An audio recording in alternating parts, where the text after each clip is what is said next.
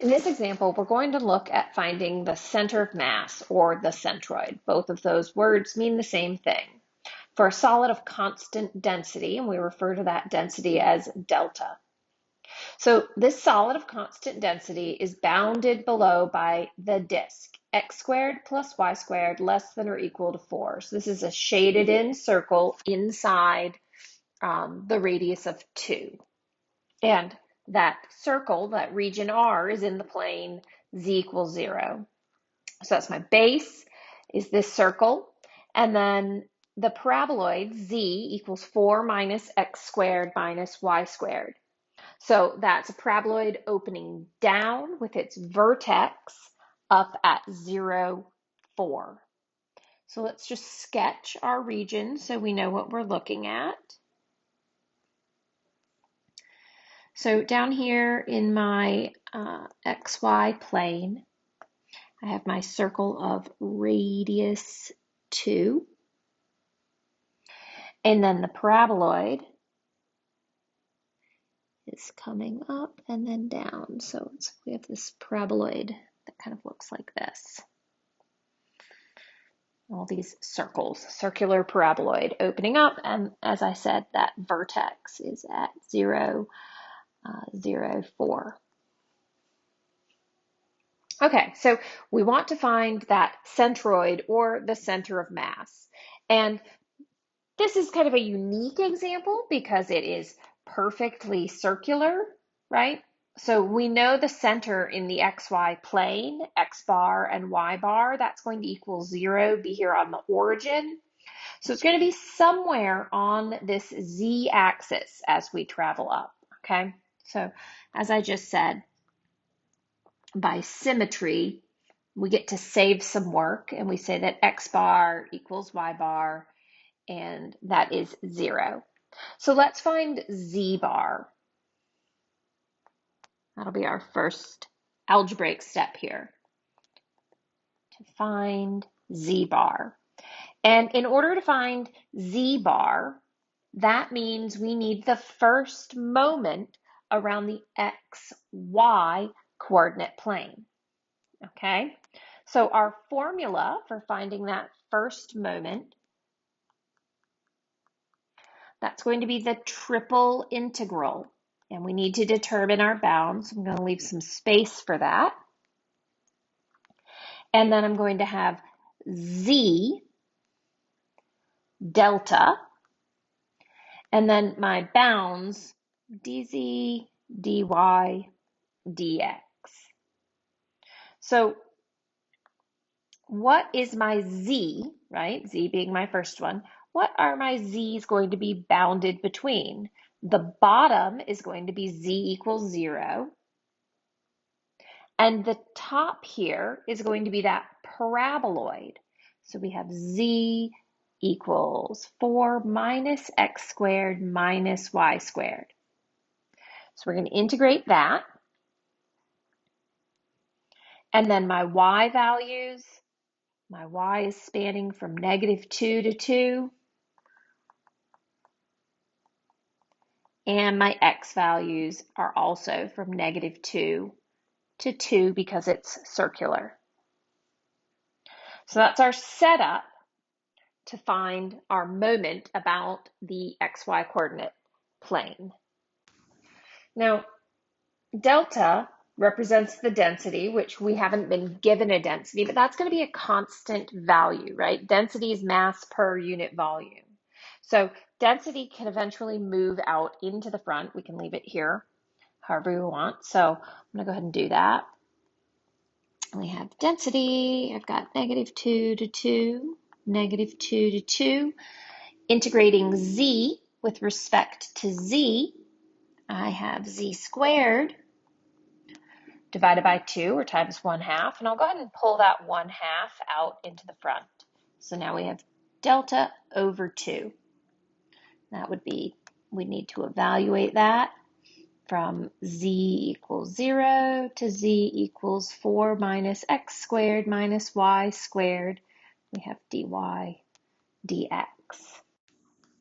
So when I look at this evaluation here, I have my delta over 2 in the front, negative 2 to 2, negative 2 to 2, and that gives me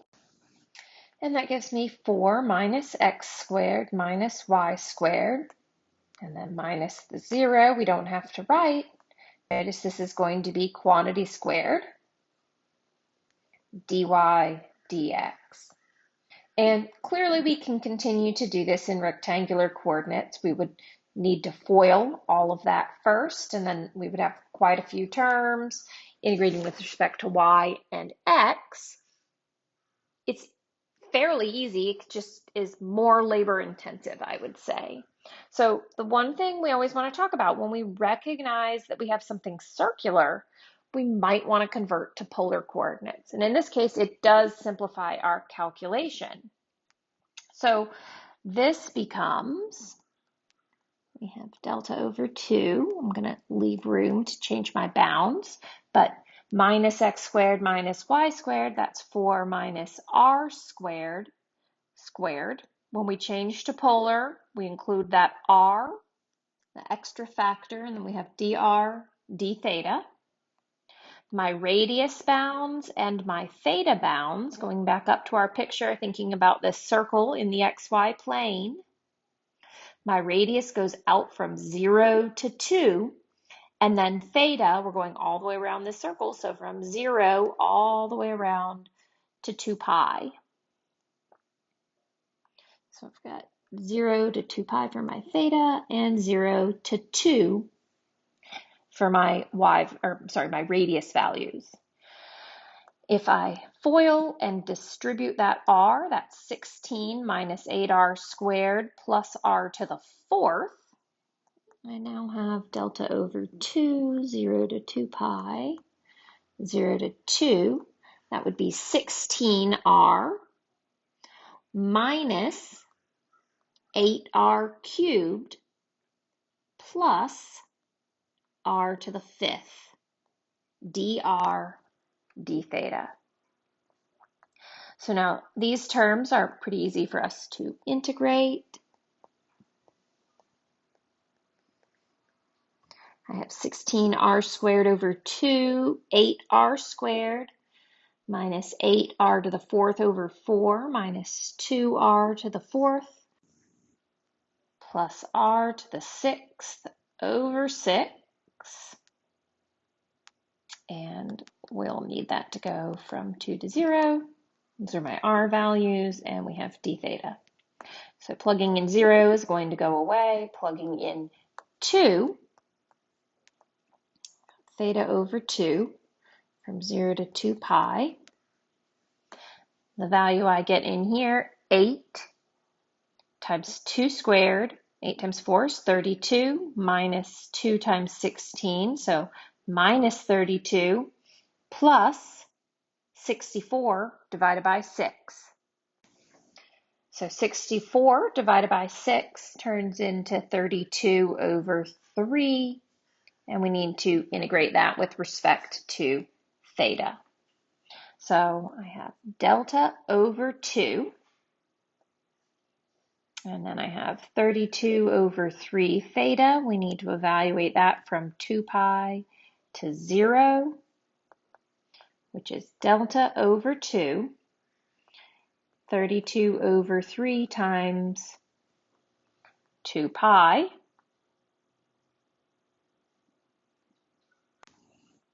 These 2's cancel, and my moment about the xy coordinate plane is going to be 32 pi delta over 3. So now we're not done yet. We still have that second step. We need to divide this moment by the mass to give us the z coordinate for our centroid. So my second step will be to find the mass, and the mass is the triple integral over d delta dv. And so it's set up very similarly, we just don't have that z in there. We're one variable short. So what this looks like would be negative 2 to 2, negative 2 to 2, 0 to 4 minus x squared minus y squared delta dz dy dx. And because this is such a similar argument, I'm not going to work through that again. I'm going to say clearly we get 8 pi over delta. We essentially just integrated this with one extra variable in there. So in this case, we should be able to do that second integration on our own and get this value. Pause and check if you'd like, but it's a lot of busy work to show you in a video. So therefore, our third step here, we can say that z bar is going to equal that moment about the xy plane divided by my mass, which we just found that moment on the previous screen, 32 pi delta over 2. We need to divide that by 8 pi delta. Simplifying, this turns into 4/3. So z bar is equal to 4/3. We already knew that x bar and y bar were 0. So my centroid, or my center of mass, is the ordered triple 0, 0, 4/3. So here's a much prettier drawing of our solid, my circle of radius 2. The center of mass is right here at the origin of the xy plane and then shifted up to z equals 4/3. So there you have it. That's how you find a centroid or a center of mass.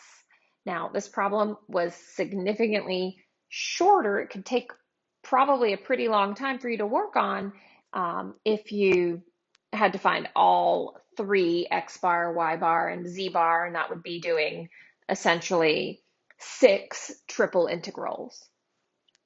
All right, so try to not keep these very long for you on the homework and on the test. Cool? Awesome. Good luck. Email me with questions. I'm here to help.